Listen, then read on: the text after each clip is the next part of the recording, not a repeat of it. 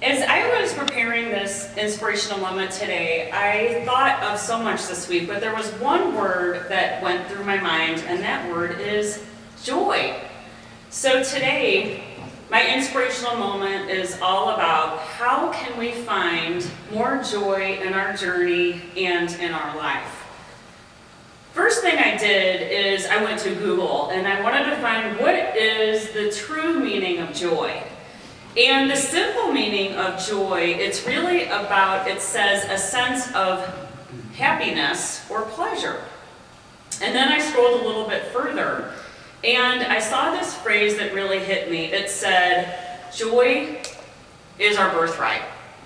Yeah. Then I scrolled a little bit further than that, and I was really enlightened to see that joy is part of the 12th step of the 12-step program that says if we continue to practice all of these steps, whatever they might be in that program or in our life, we will experience more joy. I then reflected to my life, and my nickname happens to be Amy Joy. So as my mom, Polly, is laughing up in the front row, I heard a couple reasons why that was my nickname. I heard that I was a jolly baby, and then I also know that I was born in Little Rock, Arkansas, and I heard there was a donut shop near our house called Amy Joy Donuts, so that maybe that was part of it. I'm not sure. I'll have to ask the real answer after the service.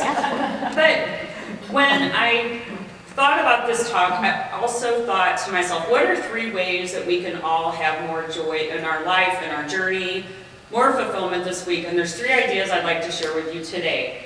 The first idea is to remember to watch our language.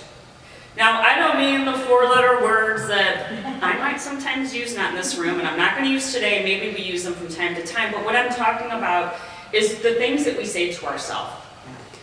I was coaching one of my clients this week, and she was really struggling with sales, prospecting, and business development. Anybody in here in sales in the room? Yeah, we all are in a sense. If we have customers, we're in sales, but that can be something difficult to do. And what I invited her to do, I was struggling for a moment, and I said to her, what if you said, in the past, I used to struggle with making phone calls, doing business development, and being hard on myself and self-critical in my mind. And then I began to think to myself, how many times in my life have I said in the past to quickly make a change? So maybe you have said things to yourself like, I'm a procrastinator, I'm not a morning person, I'm a people pleaser. Today, what if you said, in the past I was a people pleaser, in the past I was a procrastinator, in the past I was not a morning person.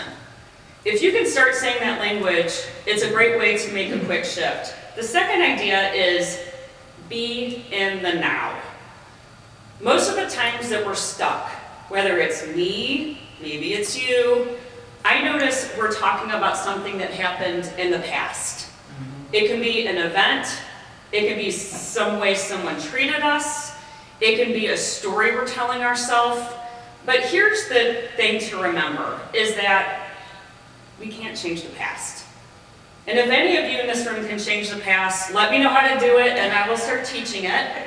I haven't found out how to do that yet, but what I have found is we can always look to the past and ask, how did those events make me a better, stronger person? That's always available to us. We can't control the future. We can plan, but the only moment we can really control is this moment we are in, right in this moment called the now. So how can I make the best of this day?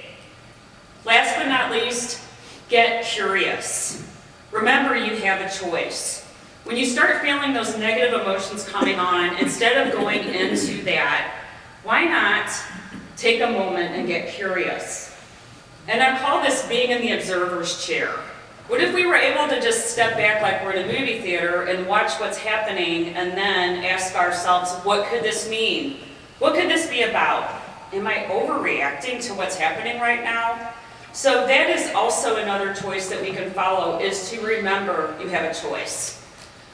So my wish for all of you this week, and most importantly today and the now, is to remember that joy in the journey is a choice by watching your language, number 2, being in the now, and number 3, remembering that you always have a choice of what to focus on every second, every moment, every day of your life. Thank you.